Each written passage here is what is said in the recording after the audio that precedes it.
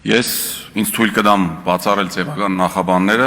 քանի որ ժամանակ չունենք դիվանագիտության համար, երբ մեր տանը հրդեհ է։ Ես ընդդիմություն եմ, արտախորհրդարանական, չունեմ պաշտոն, չունեմ իշխանական լծակ, բայց ունեմ մեկ կարևոր բան, որ այս պահին շատ ավելի կարևոր է, քան այդ պաշտոնն ու իշխանությունը։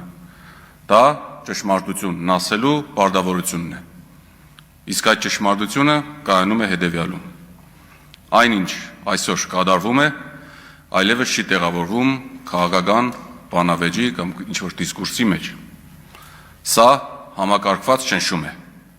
ուղղված հայ առաքելական Սուրբ եկեղեցու դեմ։ Փոքրիկ խմբակը այն անվանում է բարեփոխում, հաշվետվողականություն, անհրաժեշտ քայլ, մաքրագրում, բայց անձամբ ես ու վստահ եմ հայ ժողովուրդն ու այս դահլիճում գտնվող ներկաները այդ մտքի հետ միանշանակ համաձայն չեն։ Սա քաղաքական հաշվեհարդար է ու ուղղված է այն կառույցի դեմ, որը հրաժարվում է ծնկի գալ։ Ու սա իրավական փաստ է, սա կարծիք չէ։ Մեր երկրի ցանկացած փաստաբան, իրավագետ պարտավոր է հիշել մեր սահմանադրության մասին, կրոնի ազատության մասին, խղճի ազատության մասին, մարդու իրավունքների եվրոպական դատարանի որոշումների ու վճիռների մասին։ Հայաստանը Եվրոպայի խորհրդի անդամ է, ստորագրել ու վավերացրել այդ կոնվենցիան, բայց մենք, օրվա իշխանությունները, այսինքն, մոռանում են, որ ստանձնել են պարտավորություններ։ Ես պատահականորեն չասեցի մենք, օրվա իշխանությունները, քանի որ ներկա պահին ցավոք սրտի մեր իշխանությունը ներկայացնում է Հայաստանի Հանրապետությունը, ու այդ ամենը ներկայացնում է շատ վատ ձևով։ Մարդու իրավունքների եվրոպական դատարանը իր բազմաթիվ վճիռներով հստակ ամրագրել է, որ պետությունը չի կարող ընտրել հարմար հոգևոր առաջնորդ։ Պետությունը չի կարող միջամտել եկեղեցու ներքին կառավարմանը։ Պետությունը չի կարող կրոնական կազմակերպությանը ենթարկել քաղաքական ճնշման։ Իրենց արածը ուղիղ եւ մեկ անուն ունի. պետական միջամտություն կրոնական կազմակերպության ինքնավարությանը, մարդկանց կրոնական ազատությունների ոտնահարում։ Սա ոչ թե կամայական մեղադրանք է,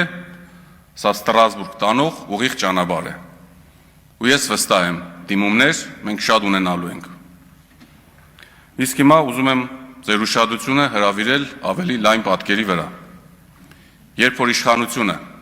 հաջորդաբար ձեռնամուխ է լինում սեփականաշնորհելու, հպատակեցնելու դատարանները, մամուլը, ընդդիմությանը, հիմա էլ արդեն շուրջ 1 տարի եկեղեցին, սա ոչ թե ապիկար քաղաքականություն է,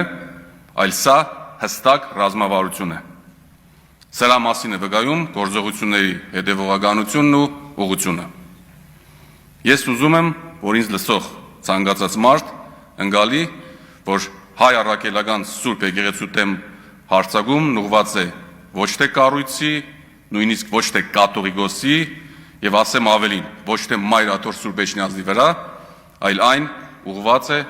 հայ ժողովրդի ինքնության դեմ։ Եկեղեցին Հայաստանում լոկ կրոնական հաստատություն չէ։ Սա այն կառույցն է, որը պահեց մեր լեզուն, երբ պետություն չկար, պահեց մշակույթը եւ ժողովուրդը ծրված էր աշխարհով մեկ։ Ու ասեմ, ով հարվածում է դրան, հարվածում է հայի ինքնագիտակցությանը։ Իշխանությունը այսօր կարող է կամ միգուցե փորձում է լրացնել լրատվամիջոցներին։ Կարող է կամ միգուցե փորձում է ճնշել ընդդիմությանը։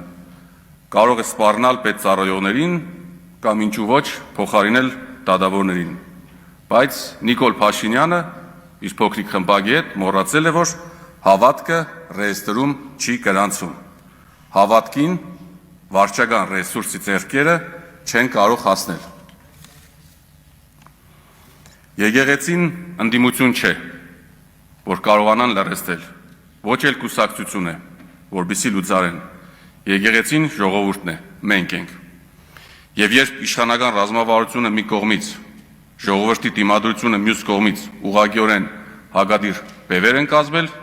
այս պայքարն աշտեն ոչ թե քաղաքական է, այլ պատմական է, որտեղ իհարկե հաղթողը միշտ եղել են ու լինելու է հայոց եկեղեցին ու հայոց ազգը։ Այսօր ես իմ երկրի համար միայն մեկ բան եմ ուզում, որ հայկական պետությունն ու հայ եկեղեցին կողք կողքի կանգնեն, թեև ու թիգունք լինեն միմյանց, որ հայ առաքելական եկեղեցին ստիպված չլինի պաշտպանվել սեփական երկրի թույլ իշխանություններից։ Ու ես վստահ եմ, որ այդ օրը գալու է եւ մենք ունենալու ենք ուժեղ Հայաստան։